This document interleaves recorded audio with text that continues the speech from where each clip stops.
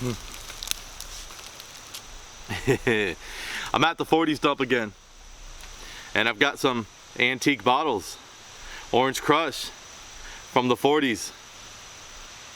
This one's 70 years old as of today.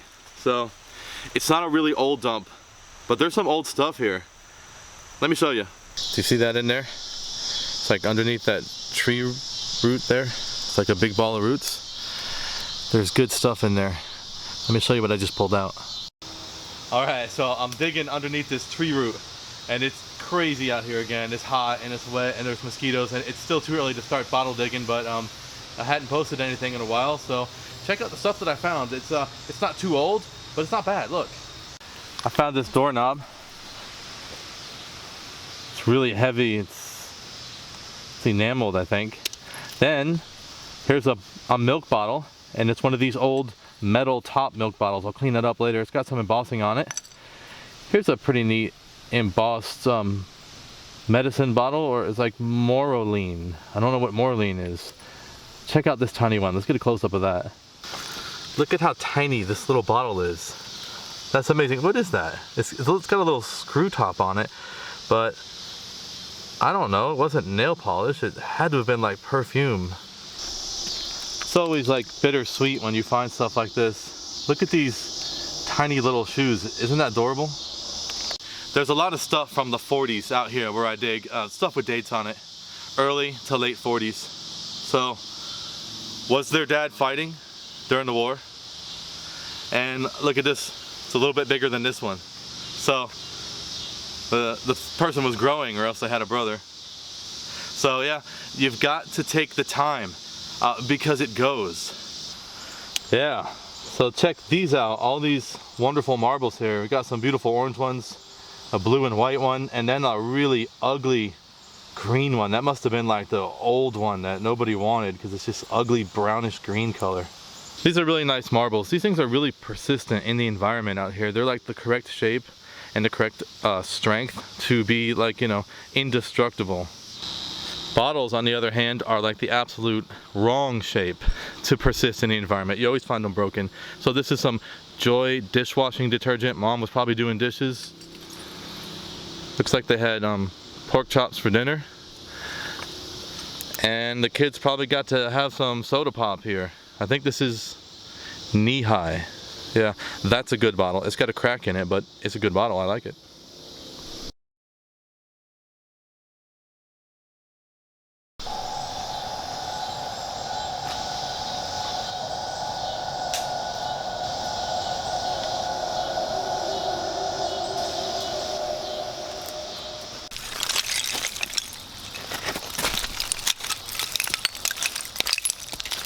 I just found this mason here, complete. I'm gonna clean this up and use it to put breakfast in, like portable breakfast. I'll clean it up and show you at the end. Lots of broken sodas. We got one coming out here, and this one's broken. It's from Clinton, Iowa, and it's a Coke. So let's keep digging. Look at that. Is that ugly or what?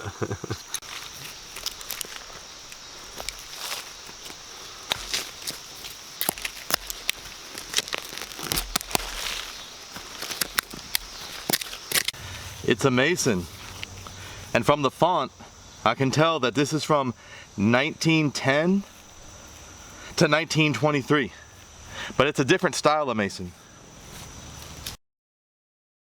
Okay, so this mason jar right here is from probably the teens, I think, and it was in the 40s dump. So that's the reason why I'm out here, because, you know, do you have anything in your house that's 30 years old that needs to go? So out here, there's things that are old, even though the dump isn't that old. So this mason jar right here had a clamp on it. So you would clamp it on, and then there would be these wires that would hold it straight. See, those aren't threads right there. So that's an old one, because the newer variety of that had these glass ears that were on the side, and the wires would stick to that. But this one had some metal tabs that held it all together.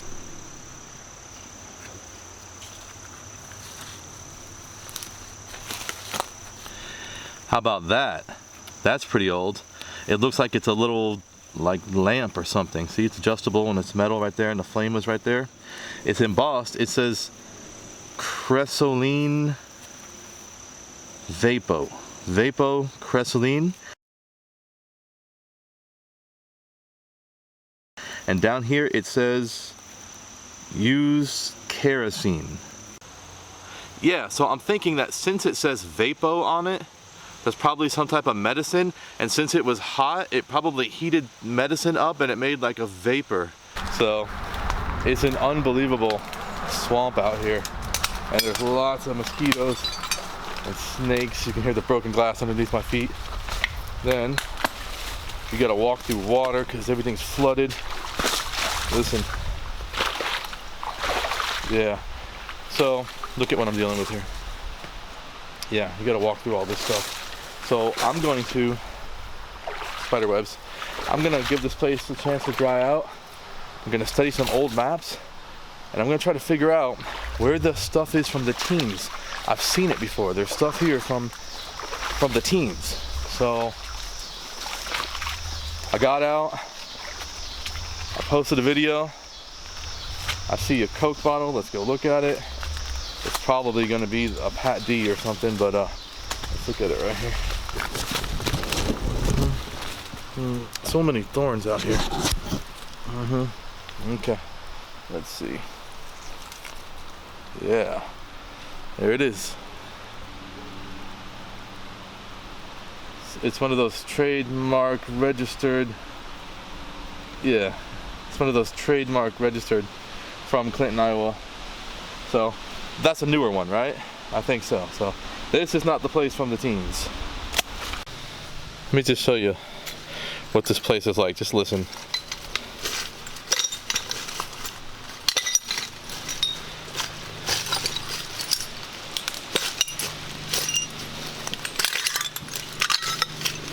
It's just glass on top of glass on top of glass, and every once in a while you find something that looks older, like you can't tell on camera, but that has a purplish tint to it. You know, if you were to follow a busy doctor as he makes his daily round of calls, you'd find yourself having a mighty busy time keeping up with him. Time out for many men of medicine usually means just long enough to enjoy a cigarette. And because they know what a pleasure it is to smoke a mild, good-tasting cigarette, they're particular about the brand they choose. In a repeated national survey, doctors in all branches of medicine, doctors in all parts of the country were asked, "What cigarette do you smoke, doctor?" Once again, the brand named most was Camel. Yes, according to this repeated nationwide survey, more doctors smoke Camels than any other cigarette. Why not change to Camels for the next 30 days and see what a difference it makes in your smoking enjoyment? I wonder what this is. Oh yeah. Another one. Hey, it's got the fabric inside of it. Yeah. I found this before in another video, and here's another one. It's air freshener. So without a doubt, that's air freshener. Let's open it up and see how it works. And this was the very first kind ever made, and it has this wand in it, right? And so you would like pull this wand out, and then there would be fabric. And I think like the air freshening solution would wick up this fabric right here, and then when you were done, you could push it back down and put the cap back on. So there's a mountain of rocks and bottles behind me, but since I found this air freshener, which is from the 40s, I think that everything in that pile back there is from the 40s. It is a pain to dig through. Let me show you, look at this. What is this stuff? I'm not sure what this is. Maybe it's something from burning coal or something. I don't know. I think that it's mercury mixed with lead, mixed with arsenic and asbestos. Somewhere out here, there's stuff from the teens, because I've found it before, but there's so much brush and weeds that I forgot where it is. But somewhere out here, there's a pile of stuff from the teens. several people who watch these videos tell me that you gotta dig deeper. You gotta dig a trench, you know? That's where the good stuff is, down deep. And I tried digging deep, and most of what I found was just more of the same, right? I found some things that are a little bit better, some stuff from the earlier 40s. And there's snakes out here, mud, mosquitoes are terrible. I just dropped my sunglasses in the water. Yeah, everything is hot and miserable. It's still too early. I think I'm getting closer. I found the old square rectangular style medicine, and it says Hoyt's embossed screw top. This is better. Hoyt's. Looks good. Looks like a good bottle, right? Getting closer. It's a tiny little embossed medicine bottle. It's called Sunbabe.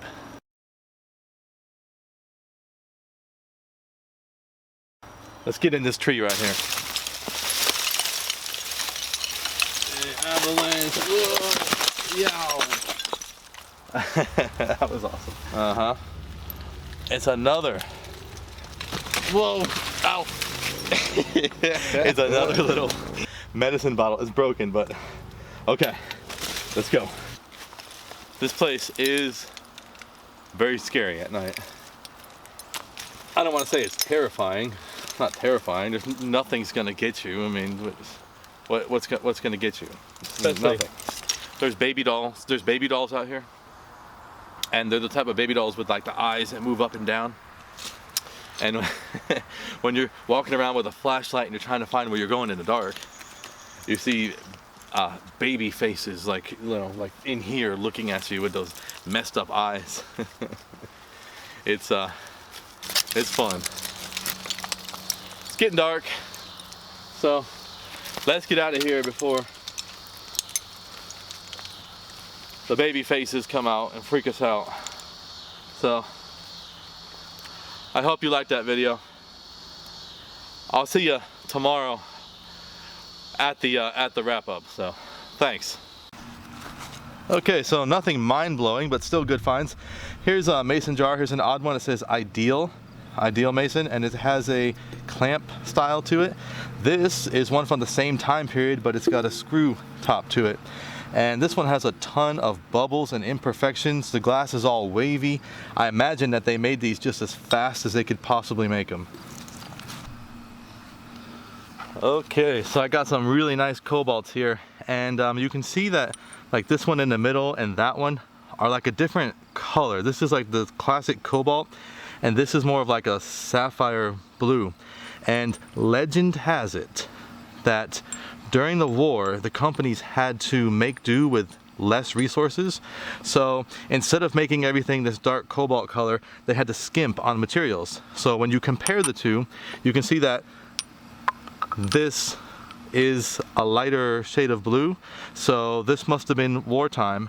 And so you can see the history here that everyone had to get by with less during the war. Okay, so even though these look really nice, they're not worth anything. They're worth about 25 cents a piece, you know. So I think what I'll do is I'll go get some wax and I'll fill them up with wax and put wicks in them, and I'll make a bunch of little cobalt candles. Should look pretty good. Can you see the sunlight shining through that? That looks like a gem or something. It's a glass doorknob. When the sun shines through it, it looks pretty. You can buy this exact doorknob as like a vintage replica, so this must have been pretty popular. I imagine 30s and 40s. So up next we've got this embossed shoe polish. I always find these. So shining your shoes used to be the thing to do, you know. I mean, you don't really even do that anymore, you know. I don't even shine my shoes. I just throw them away and buy new ones. That's pretty interesting. It's got like a piece of moss in it that grew in there, and I can't get it out because the top is so small. So it's just part of the decoration now. So that's a nice bottle. Here's some of these little, I guess these were free samples. I don't know what they were, probably perfumes, I guess, but there's just hundreds of these out there. So somebody took advantage of these little free samples here. This ain't bad. It's a Hoyts. Now, if you do a search for Hoyts, you'll see a bunch of like cologne advertisements, but I think that this bottle right here was actually machine oil. Two good finds here. This is Moraline. It was a Vaseline ripoff. See, you couldn't copyright petroleum jelly, so a bunch of companies all sold it, and they just came up with a different name for it. Moraline, Vaseline, it was all the same thing. So that's embossed all the way around. And this is great right here. It turns out that this was a medicine, and so you heated it up, it made vapor, and it was supposed to like fill the air with vapor, and it was like a breathing treatment that would treat whooping cough. Here's a good find. This was actually a toy, so it's a glass baby bottle, and it says Sun Babe on it. So Sun Babe was like a doll lineup, and they had these little baby dolls, and you could feed them milk, and so Sun Babe was like a whole supply line where you could buy all different items for the baby, and it's Sun Babe. And lastly, this is what I did with the mason jar. So this is an old mason jar, and I have breakfast in here. I've got yogurt, just plain yogurt, unflavored. Then I've got blueberries, and then strawberries, and then like some granola based cereal. So this is awesome because you can just take it to work with you, and then when you get a chance, once everything is under control, then you can eat your breakfast. That's what I do, and I just keep it cold. So this zinc lid right here will never rust, and it's actually a type of metal that bacteria don't like. So the zinc lid kind of keeps everything sanitary. And the lids that you find in the woods are usually in bad shape. So I bought this one for a couple dollars, and like it'll never rust. It comes clean, and it's just a high quality item. You know, it's better than putting your stuff in plastic. So I'm real happy with this. Okay, so I hope that you liked that video. It was fun. It's really hard to do all that bottle digging right now because it is so hot and miserable, but as it cools off, we'll go back out there and see what else we can find. I'm gonna go round up some wax and some wicks and see if I can make these into candles. I think it's gonna work. Thank you.